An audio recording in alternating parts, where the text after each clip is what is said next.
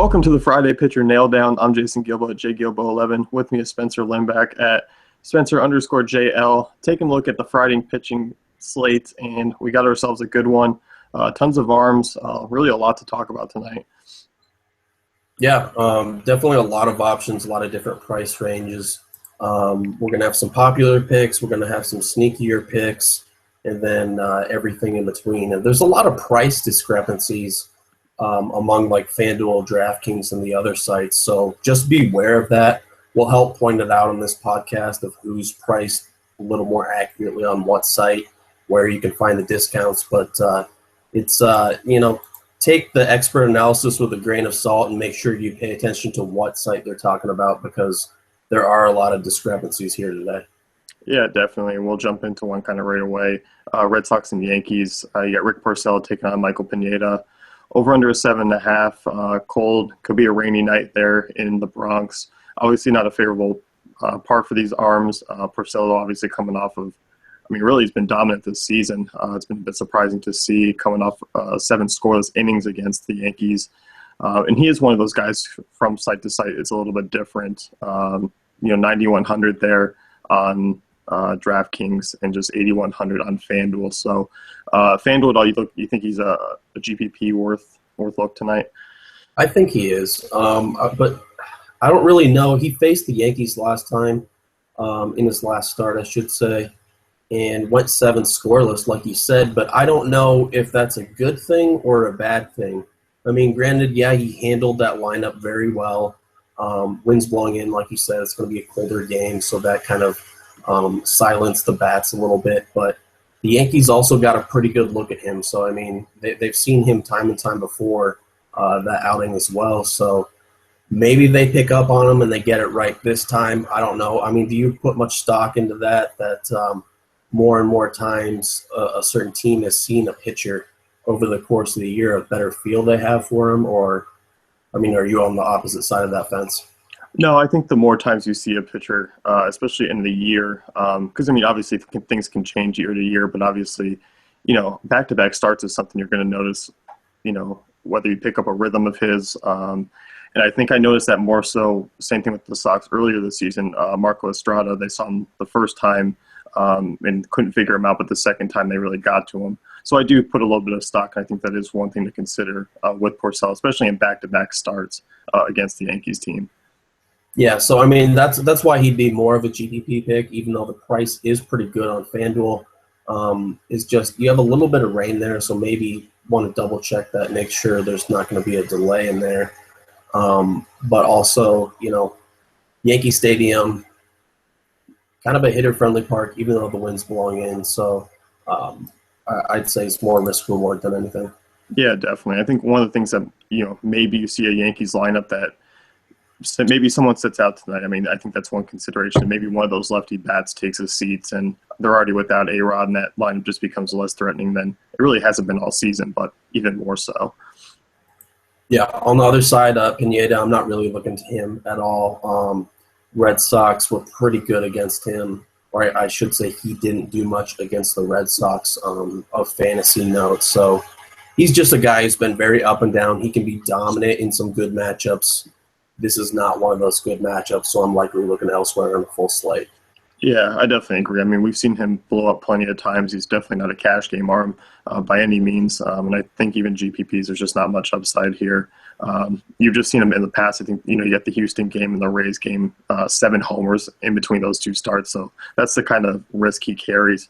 And also he's just not striking out many bats this season, so I don't think he's really worth the while. Next one here, you got Athletics and Orioles in Camden Yards. This one, another one where rain could be an issue. Rich Hill, Ubaldo Jimenez, over-under of 8. Hill probably the only name here that I would maybe consider. Obviously, the Orioles team, fairly strikeout prone. They also have some right-handed bats that don't necessarily hit lefties well outside of really Trumbo at this point. Adam Jones kind of struggled last year against left-handers. Hill up and down, but a guy to consider on both sides just because that price is still about the same where it's been all year. Yeah, that's exactly how I feel. Hill is the pitcher you're looking at from this game, if anyone. And even then, he's just a GPP pick. Granted, he's been phenomenal to start this season. I think the A's are pretty happy with the return that they've got for him so far, but he's a small underdog. Actually, this game's probably closer to a pick 'em.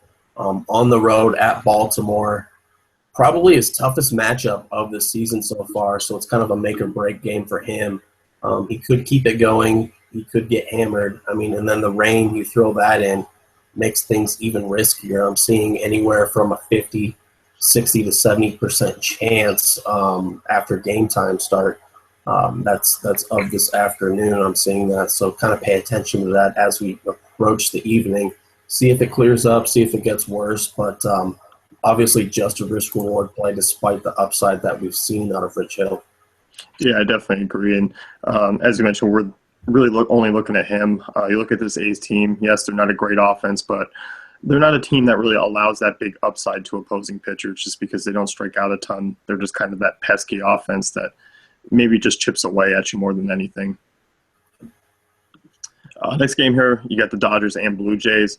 In Rogers Center, over-under of 8. Kenta Maeda, Marcus Stroman, Toronto, minus 135 favorites here.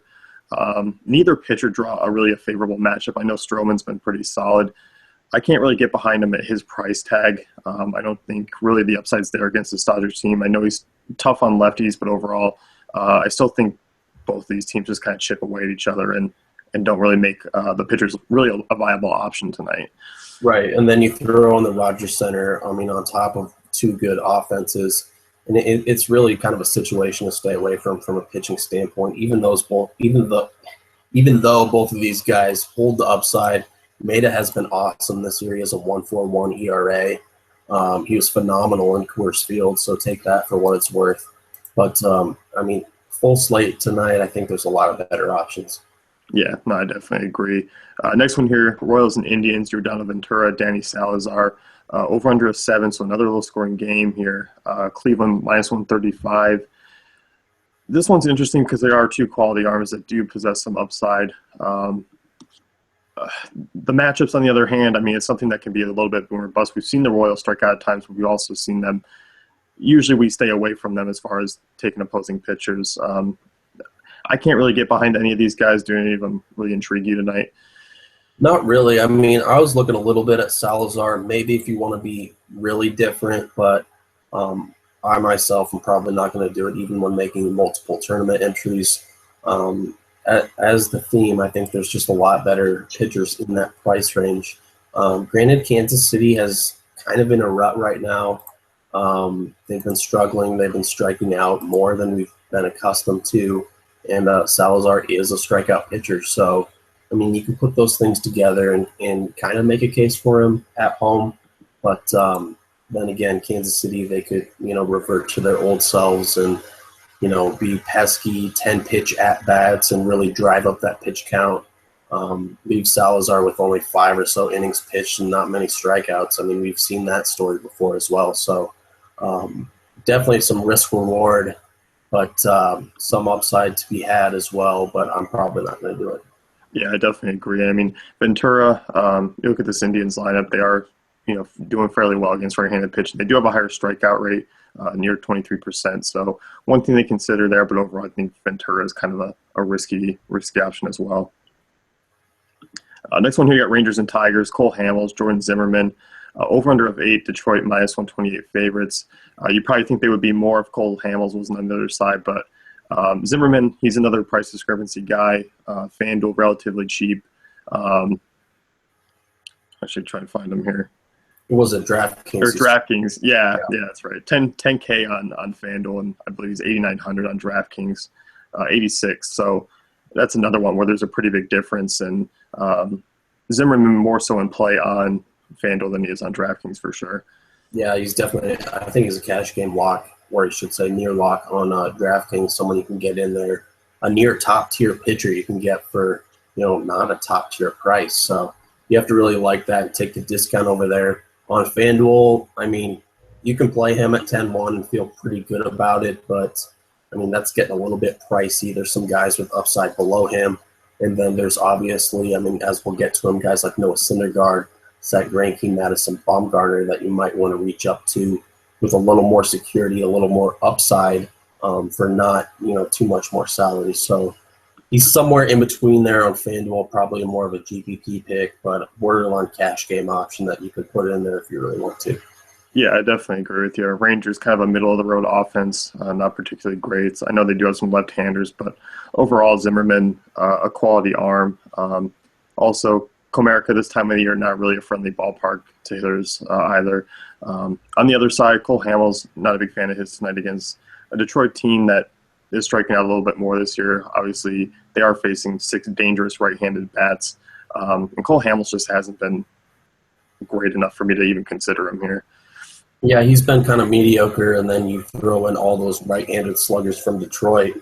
Hamels kind of has a track record over the past few years of giving up the long ball to power-hitting righties, and that's all Detroit really has in their lineup. So, I mean, put those two things together. He's kind of a substantial underdog in this one as well, going against Zimmerman. So, I think that's kind of an easy pass. Yeah, definitely. And I pointed out on the slate breakdown that Tigers could be a sneaky contrarian stack tonight, and they're cheap on DraftKings because of that dynamic pricing that it shows they're facing Hamels. So one thing to consider if you're looking to be a little different tonight. Next one here, you got Brewers and Reds, Tyler Cravey versus Tim Adelman, 8.5 over-under. But both these guys below 6K on DraftKings, so I think that kind of tells you what kind of game this is going to be. Yeah, I mean, I'm definitely stacking hitters from both sides. Particularly interested in the Reds here. That park is very friendly to left-handed hitters, power, and just in general. So that's something you have to look for both sides here. Cravey from Milwaukee, giving up a 378 WOBA to lefties. So I mean, the matchup just sets up perfectly on top of that park factor for guys like Votto and Bruce and more Cincinnati lefties. So, I mean, that's the way I'm looking. Not going to roll these guys out, even in a GPP. If I'm trying to stack, I'm likely just going to stack against them, especially Cravey. Yeah, no, I'm definitely with you there. Moving on to the next one here, Phillies and Marlins, Vincent Velasquez, Wei-Yin Chen, over under 7, in friendly ballpark of Miami. I think both pitchers are in a good spot. I know the Marlins have been hot of late. I still think they are an offense that can be tamed, especially by Velasquez if he has the strikeout stuff going. I think both guys can be serviceable tonight. Yeah, I like Velasquez's price on FanDuel. He's only 8,800 with that upside, like you mentioned. Obviously, it's a little bit risky at Miami, whose offense has been pretty hot as of late. So he's obviously more of a tournament pick there, while Chen is more of the kind of middle of the road. Not going to give you tremendous upside, but not really going to hurt your team, especially at home in that ballpark. Kind of more of a safe cash game play, and his price is actually pretty different on both sites. He's, I want to say, over 9K on DraftKings, and then only 8,000 on FanDuel, so a little bit of a pricing discrepancy, where he's a better cash game pick over there on FanDuel. If you need someone in that range, I think you can plug him in and feel pretty good about it if that's where you land in the salary. That's all you have left when you get the hitters you want. So that's kind of the way I'm looking at those two pitchers tonight. Yeah, definitely. I think the more I look at Chen, I look at the Phillies matchup here. 29% strikeout rate so far against Southpaws. They ranked dead last in WOBA, so it's a friendly matchup for Chen, especially at home there. And I think you're right. I think FanDuel, he actually could be a cash game guy who does allow you to get all those bats that you want. So it is something to consider tonight. Next game, you got Diamondbacks and Braves. Zach Greinke versus Aaron Blair. Over under 7. Obviously, Arizona, the decent-sized favorites here, minus 144. Greinke getting away from Chase Field, which has been his downside so far this season, heading into Turner Field, which is a friendly ballpark to pitchers. Obviously, the Atlanta team boasts a lineup that is very friendly to opposing pitchers as well. Greinke, I think, is a guy who maybe in different situations for me, is if there were different arms around him up top, would be a top guy for me. The strikeout rate is all right. I don't think it's in comparison to Bumgarner or Syndergaard, which is why I don't like him as much tonight. Yeah, you have to consider that it's a pitcher-friendly ballpark, and Greinke's struggles have been at home, where it's really tough to pitch in Arizona there for the park factors with the heat. I mean, with the ball just carrying in that stadium. So, I mean, you have to consider he'll be a lot better than his average, than his near 6 ERA coming into this game. But at the same time, do you really want to take him over a guy like Noah Syndergaard for $400 more on FanDuel? Syndergaard is, that is. And then Jordan Zimmerman is $700 cheaper on FanDuel. So he's just kind of caught in between for me. And we haven't really seen the elite strikeout upside. The Braves, for as non-prohibitive as their offense is, they don't strike out a ton. To really categorize this as an elite matchup in that regard. Granted, it's a pretty safe one, but I think I'm just going to pass on Greinke tonight just because there's a lot better options in that salary range. Yep, no, I'm definitely in agreement there. Blair, catch your eye at all? I mean, if I ask. Nah, let's just move. I don't really want to get into it too much. Just straighten out. Yeah, no, I definitely agree. 8-10 here, Twins and White Sox, Ricky Nolasco, Matt Latos, over-under of 9. In U.S. Cellular, the weather is expected to be a little bit warmer, which I think is why I like this game as well here for batters. Obviously Nolasco's had some up and down starts this season. Latos, on the other hand, has been pretty solid all the way through. Neither of them are really quality arms, and I think there's going to be plenty of runs actually in this game. Yeah, I agree, and Vegas pretty much agrees setting this over-under. I believe it was at around 9 earlier when I saw it this morning. And granted, Matt Latos has been pretty good this season from an ERA standpoint, but if you've watched him pitch, I mean, he's really not as good as those numbers show. He's been what I would like to call wildly effective, where he walks quite a few guys.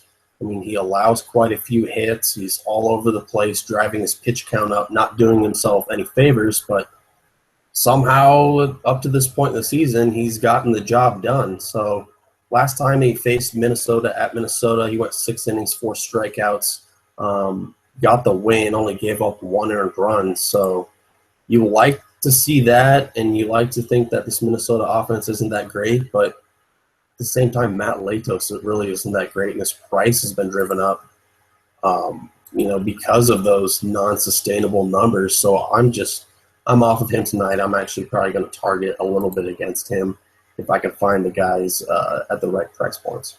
Yeah, I definitely agree. I mean, he's given up 18 hits in the last 2 starts, and 5 earned, but it could have been a lot worse. And I think that's eventually it's going to catch up to him, and that very well could be tonight.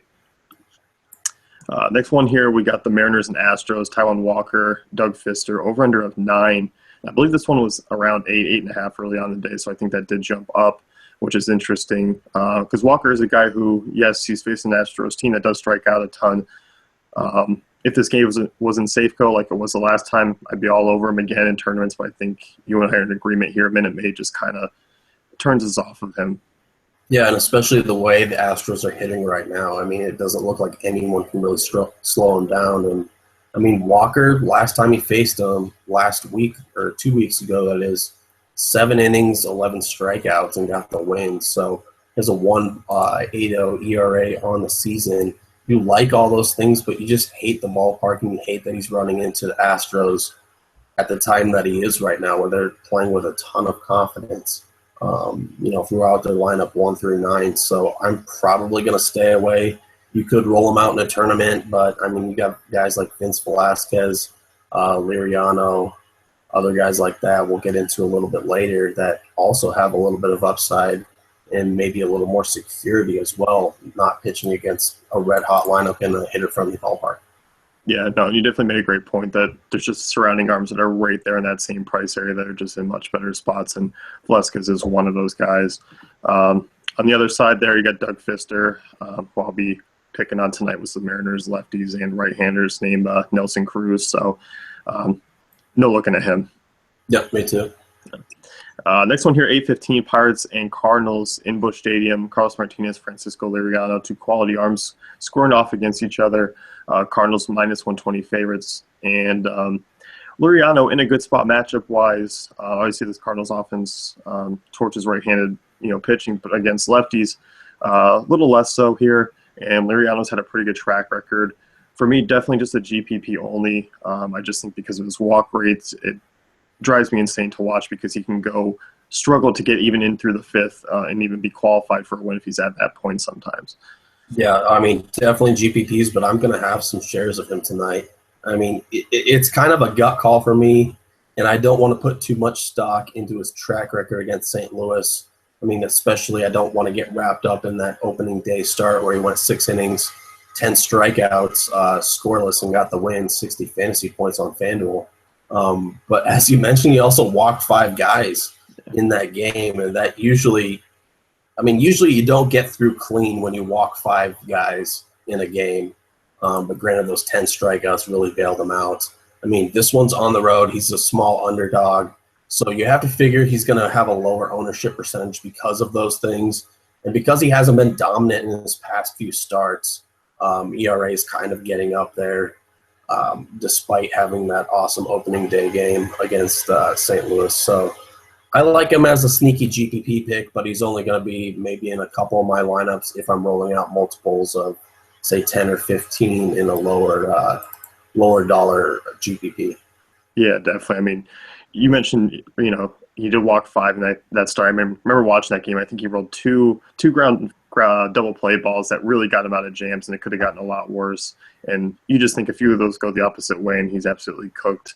So that's the one thing that's an issue for me is just that walk rate and him being able to work in and out of jams. It can be kind of lucky at times. Martinez, on the other hand, this Pirates offense, good against right-handers. They don't strike out a ton.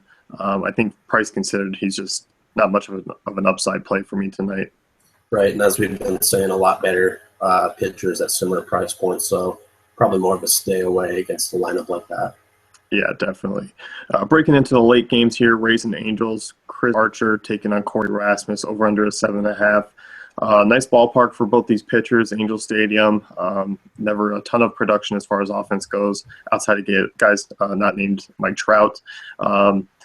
Archer, a guy who's really only had one good start this season, and he's a guy who I need to see more from before I even consider deploying him, even against a team that is, in the bottom half against right-handed pitching. Yeah, give me Syndergaard, give me Zimmerman, even give me guys like Velasquez or Pomerantz over someone like Archer for his price point. I'm just not really sold on it, especially on the road.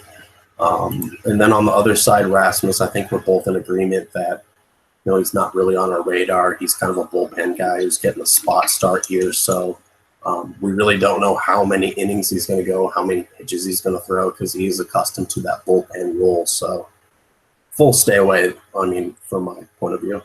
Yeah, I think this game in general is just one that I'm just on a full slate. Doesn't appeal to me as far as the offensive side or pitching options. Next one here, you got Rockies and Giants. Chad Bettis against Madison Bumgarner. Over under 6.5, and the Giants are the biggest favorites on the night at minus 202. We saw a football score there last night, but obviously AT&T Park is the best pitching park in the game. Wait, they played that at AT&T? I thought they moved it to Colorado after looking at that score. I thought they had it posted wrong on MLB.com that it was at San Francisco when really it should have been at Colorado. We started Thursday Night Football a little earlier, so it was the Broncos and 49ers that were playing. That was it. There you go. That would actually probably be a similar score to what they would post next year. Because it finished, 17-7, right? Yeah. So, yeah. I could really see that as an NFL score between those two teams. So, yeah. You're not going to see that tonight. So, Madison Bumgarner coming off really 3 strong starts after kind of looking a little bit disappointing to start the year. That strikeout rate has been back up, averaging 8 over the last 3 starts.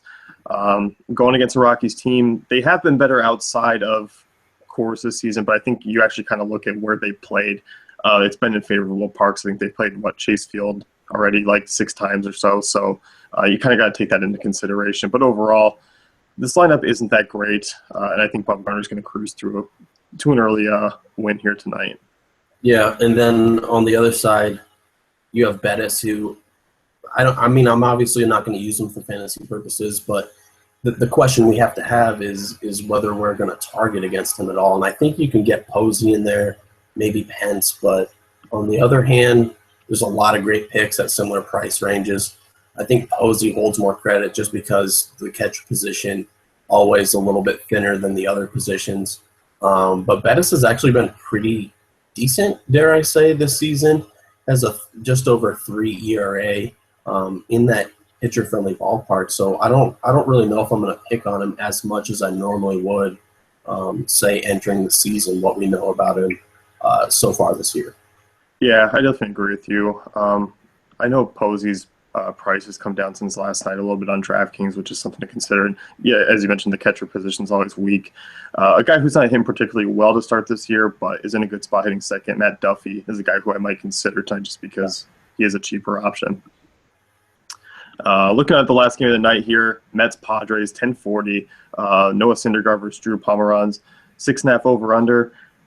Oddly enough, there is some weather here. There's some chance of rain. I think it's just going to be a light drizzle. I don't think it's anything serious, but it is still something to keep an eye on. Both these guys very much in play for really different sides of the price spectrum. Pomeranz's a great SP2 DraftKings option. I think even in cash games, even if you are rolling Syndergaard, I was telling you before, I mean, last week I paired both of them up in Kershaw because it was an over-under of 6. He doesn't necessarily have to get the win at that price to really pay off that price tag. A quality start will do, and I think both these guys are just in great spots. Yeah, I mean, I'm in agreement too. Syndergaard, obviously your top option of the night going against that San Diego offense in a pitcher-friendly ballpark. I know DeGrom was pretty disappointing last night, but, I mean, apples and oranges to what Syndergaard could do to this offense tonight. So I'm going to roll with him, full confidence in cash games. And then Pomeranz is my favorite GPP pick of the night. He's really cheap on both sides, FanDuel and DraftKings. You can really stack around him. And he has strikeout upside in that pitcher-friendly ballpark in Petco. And he's a lefty as well. So San Diego, I'm not sure if you're aware, they're actually neutral to left-handed power in Petco Park, which is something I think people overlook a little bit. But you have a lefty like Pomeranz on the mound going against righties. I mean, it's just death to right-handed power. So you have to feel good about him not getting blown up. And he's been really productive so far this season. And the price really doesn't reflect how good he has been. So underpriced, all those things put together, I think he's one of the best tournament options on FanDuel. I mean, borderline cash game playable if you want to go heavy on offensive bats, and also a great SB2 on DraftKings. So I really like him everywhere. Yeah, I definitely agree. I mean, that Mets team, they do strike out quite a bit against Southpaws, so you're going to get that strikeout upside tonight. Yeah, and I'm in agreement. I think SP2-wise, he's a guy who I'm looking at. I think Zimmerman might, if I need that extra bat, he might be the guy I drop down to get him in. So that's going to wrap things up with the pitcher nail down. Check out dailyfantasycafe.com for all our great tools and content.